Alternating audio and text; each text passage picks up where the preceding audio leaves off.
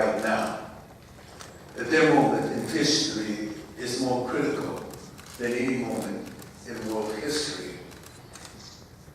It's been essentially 150 years of a system of exploiting nature that cannot and must not go further.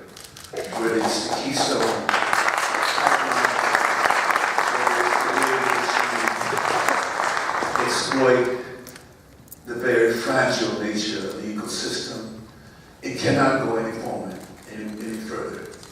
It's a moment of exploitation of Mother Earth that, if it's not reversed, the possible existence of humankind is in jeopardy, as well as all other species.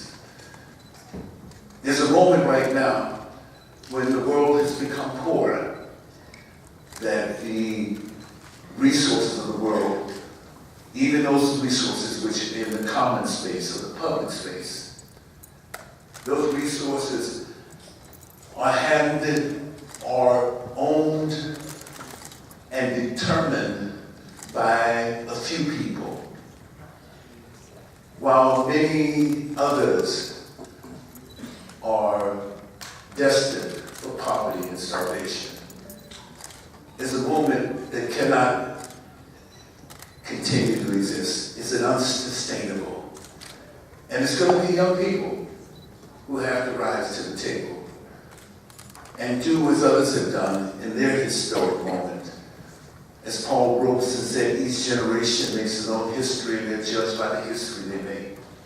So the history that's made in those moments are the histories that are going to define my grandson, who's 10 years old, and I look at these pictures of me and I see how remarkably he looks a little bit like me. Or your grandchildren, or your children, right now. And the time is now. Films have a way of translating and recalibrating the narrative. And the narrative has to change. It's imperative that it's changed.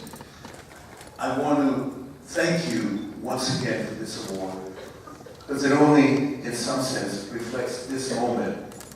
The work that we do beyond, the work that is carried on beyond, is the moment that we would celebrate, and hopefully, that in all earnest, that the world that we celebrate is a better world for all. As the World Social Forum, which is often held in Latin America and other places, that we have to find a way to work, to have the planet work for all of us, not just a few, not for those who are privileged, but for all of humanity.